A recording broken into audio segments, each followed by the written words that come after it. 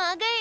हमने कुछ रसीले आम देखे, किंतु वह इतने ऊपर हैं कि हम तोड़ नहीं सकते। क्या तुम तोड़ लाओगे? हम लोग साथ में खाएंगे। भूख तो मुझे भी लगी है, किंतु माँ कहती है स्वयं से पहले सदा दूसरों के बारे में सोचना चाहिए। चलो पहले तुम्हें खिलाता हूँ। चलो चलो मेरे साथ चलो चलो।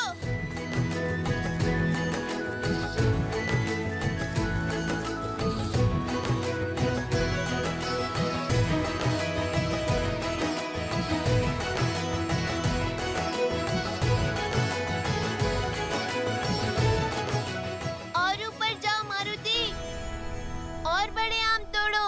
मारुति मारुति मारुति मारुति मारुति मारुति मारुति मारुति मारुति मारुति मारुति मारुति मारुति मारुति।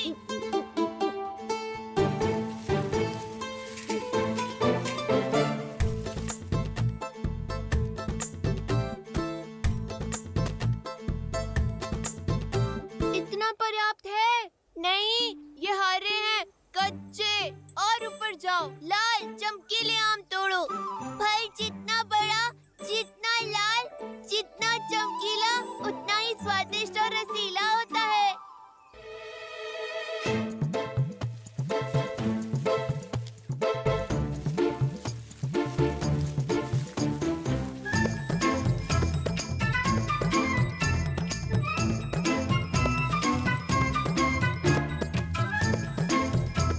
इससे भी लाल और रसीला।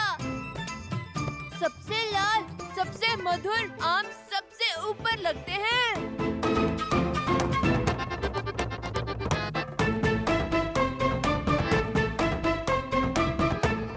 जितना बड़ा, जितना लाल, जितना चमकीला, उतना ही रसीला।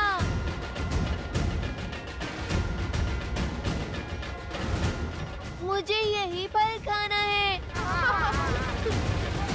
बुद्धू, वो आम नहीं, सूर्यदेव है, सूर्यदेव।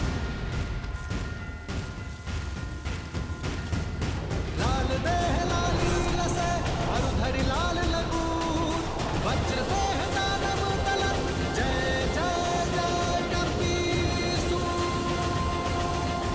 देवी अंजना को बताना होगा, हनुमान संकट में है।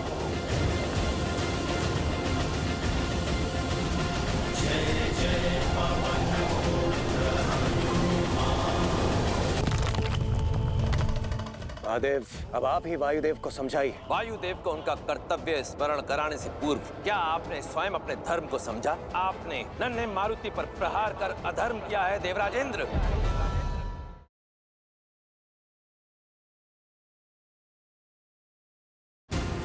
सभी देवताओं ने हनुमान को वरदान।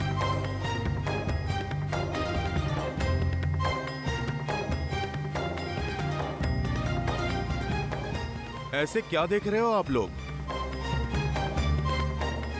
सच में हनुमान जी, आप सूर्य को फल समझ के खाने दौड़े। बालपन में तो सभी भोले होते हैं ना। मैंने भी कर दी होगी ऐसी हट। मुझे नन्हा नन्हा आभास तो हो रहा है उस क्षण का, किंतु मुझे सब कुछ स्मरण नहीं है। आज तो बहुत अच्छे पुष्प मिल गए बाग में। इसकी तो बहुत अच्छी माला बनेगी, है ना? देवी अंजना, देवी अंजना। क्या हुआ पुत्र? मारुति। अब क्या कर दिया मेरे नटखट ने? किसको पूछ से उठाकर फेंक दिया? किसका फल छीन के खा गया? वो मारुति सूर्य को फल समझकर खाने के लिए उड़ गया।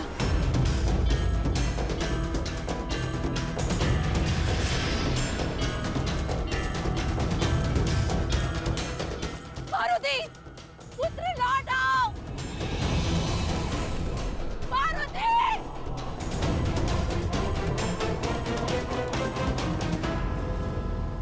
उस दिन ग्रहण अमावस्या थी। यहाँ बालक मारुति ने सूर्य की ओर उड़ान भरी और वहां सूर्य को ग्रहण लगाने के लिए दुष्ट राहु ने उसे रोकने का प्रयास किया।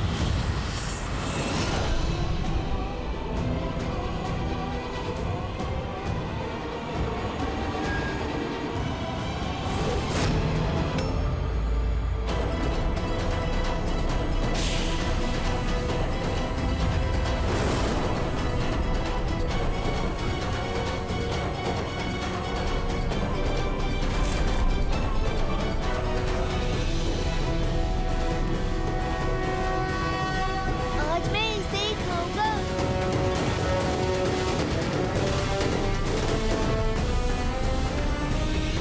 ए बालक, कहाँ जा रहे हो? उस फल को खाने। नहीं, सूर्य को खाने का अधिकार केवल मेरा है। माता तो कहती हैं प्रकृति में सबका समान अधिकार है। ये जो भी है मारुति के वेग को स्पर्श तक नहीं कर सकता।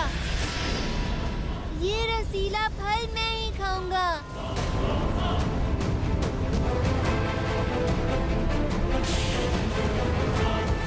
मूर्ख बालक, रुक जाओ। राहु का आदेश टालने का दुस्साहस मत करना। नियति का लेख है, आज सूर्य को निकलकर ग्रहण लगाना है मुझे। तुम्हारी हट मुझे रोक नहीं पाएगी। बंधु, मेरी भूख आपकी नियति से अधिक बलवान है। अपने भोजन के बीच में वानर किसी को नहीं आने देते।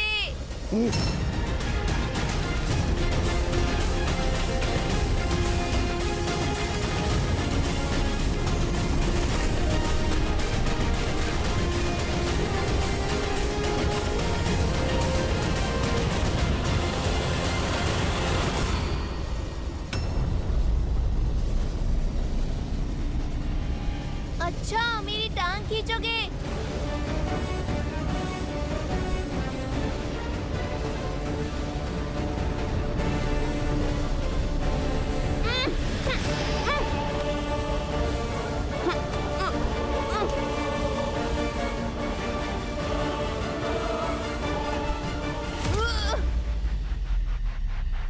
मेरा फल छीनने आया था।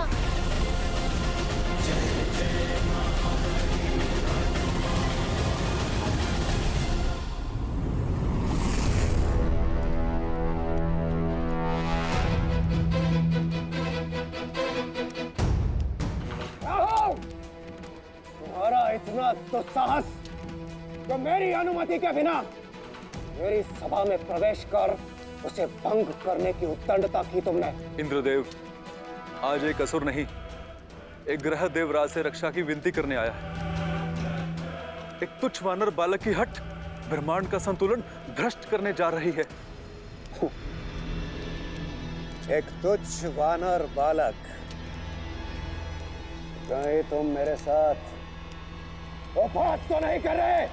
सत्य कह रहा हूं देवराज, विलक्षण बल है उसमें। सूर्य को निगलने चला है। महाबली है वो, जिसने एक प्रहार में मुझे यहां पटक दिया।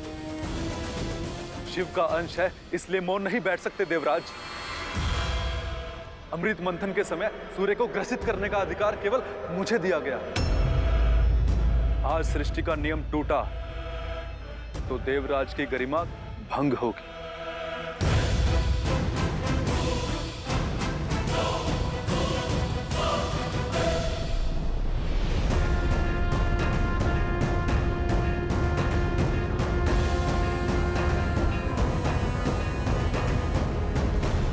रुक जाओ बालक, तुम्हारी ये चेष्टा सांसारिक संतुलन बिगाड़ रही है। कोई भूखा बालक फल खाएगा तो आपकी सृष्टि का संतुलन भला कैसे बिगड़ेगा? उद्दंडी बालक, तुम्हारा इतना दुस्साहस कि तुम देवताओं के राजा के साथ तर्क में तर्क कर रहे हो। आपसे पहले भी एक आया था, प्राण बचाकर भागा है। आप जाइए, मुझे अपना भोजन करने दीजिए।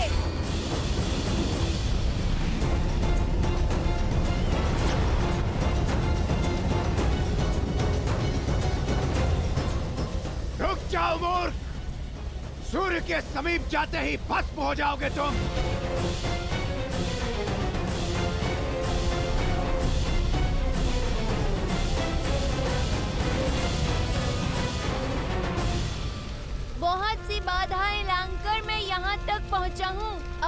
पीछे नहीं हटूंगा, पर इतना बड़ा फल खाऊं कैसे?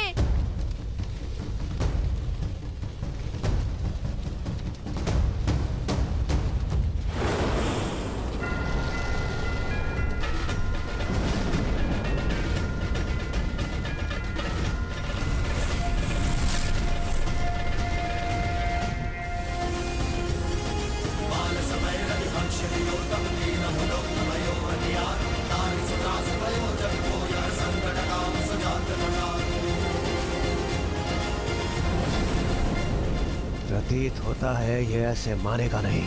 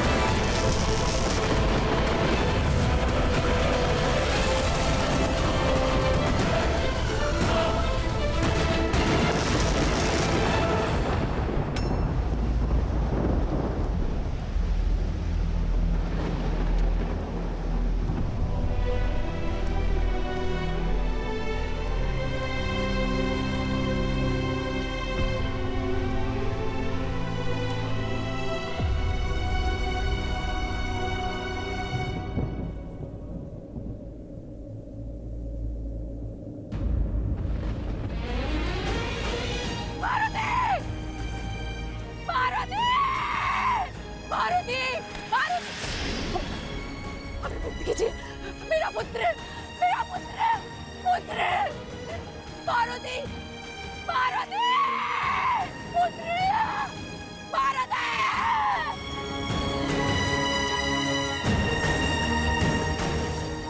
पुत्र, उठा पुत्र, पुत्र उठो, मारुति आंखें खोलो पुत्र, निद्रा से जागो पुत्र।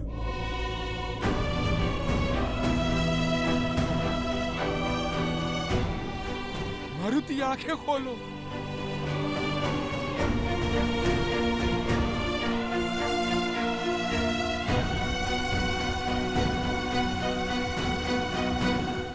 तो क्या मारुति की मृत्यु हो गई?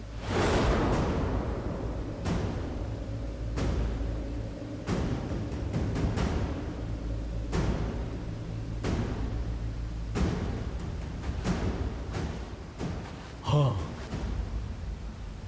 क्योंकि वज्र को तो पवन देव भी नहीं सह सकते, तो पवन पुत्र कैसे सहता? मारुति वज्र का प्रहार नहीं सह पाया और वायुदेव इस सत्य को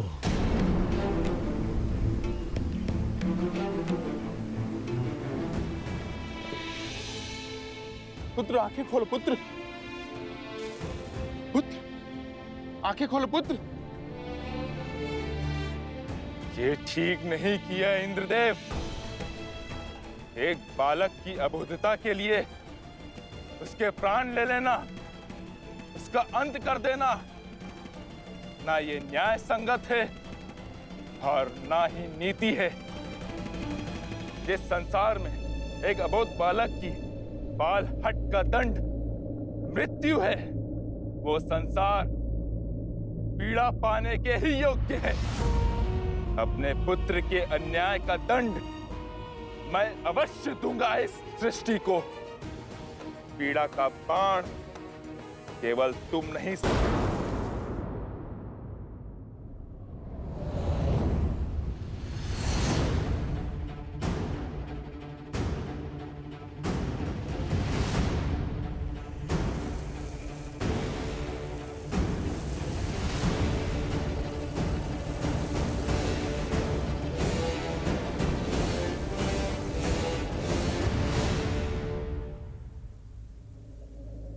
मारुति, मारुति, मारुति, मेरा पुत्र कहाँ है? मेरा पुत्र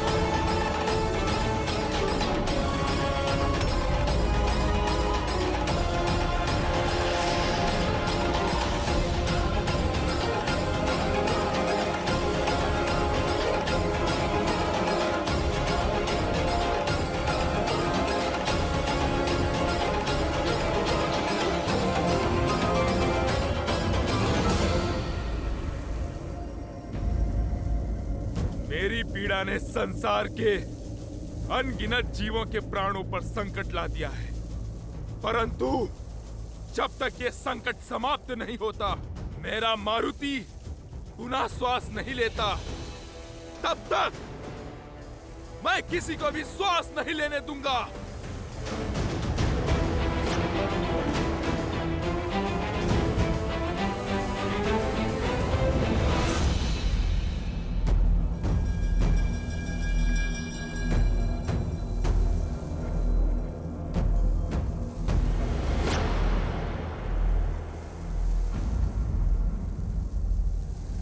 इंद्रदेव, अब आप यहाँ क्यों आए हैं?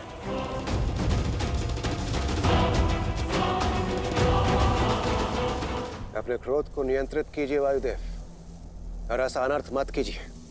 यदि आपने अपनी वायु का संचार न किया तो इस समस्त सृष्टि का सर्वनाश हो जाएगा, और आप इस प्रकार जीवों से उनका जीवन नहीं छीन सकते। क्यों? यदि आप मेरे पुत्र का जीवन छीन सकते हैं, तो मैं भी सृष्टि से वायु रूपी जीवन छीन सकता हूं।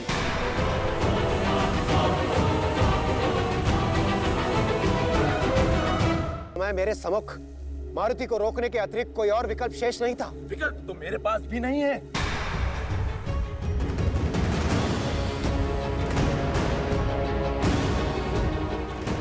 जब तक मेरे पुत्र के प्राण पुनः नहीं लौटते, संसार की पीड़ा का अंत नहीं होगा।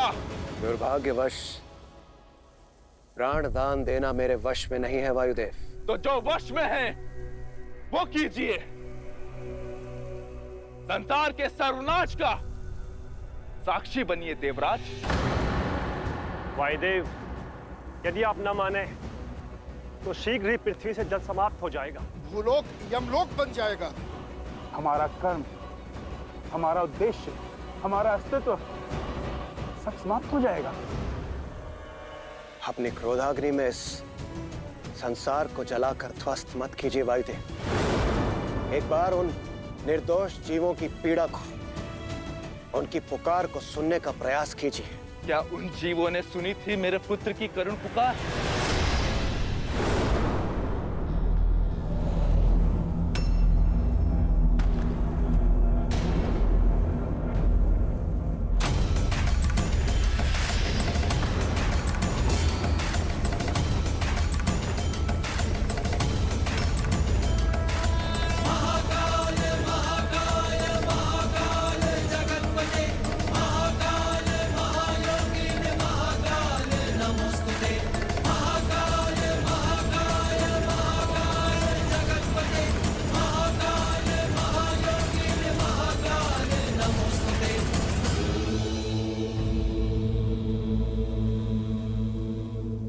प्रणाम महादेव।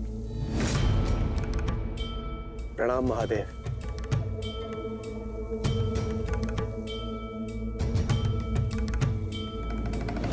महादेव, अब आप ही वायुदेव को समझाइए। पुत्र शोक से पीड़ित एक पिता को कोई क्या समझा सकता है इंद्रदेव? और वैसे भी वायुदेव को उनका कर्तव्य स्मरण कराने से पूर्व क्या आपने स्वयं अपने धर्म को समझा? देवराज इंद्र का कर्तव्य निभाते निभाते आप स्वयं बड़े होने का धर्म भूल बैठे हैं। और क्या होता है बड़े होने का धर्म? अपने से छोटों की रक्षा करना। परंतु आपने नन्हे मारुति पर प्रहार कर अधर्म किया है देवराज इंद्र। शंभू शंभू शंभू शंभू शंभू। अंततः कुबेर से तुम्हें गदा की प्राप्ति हुई।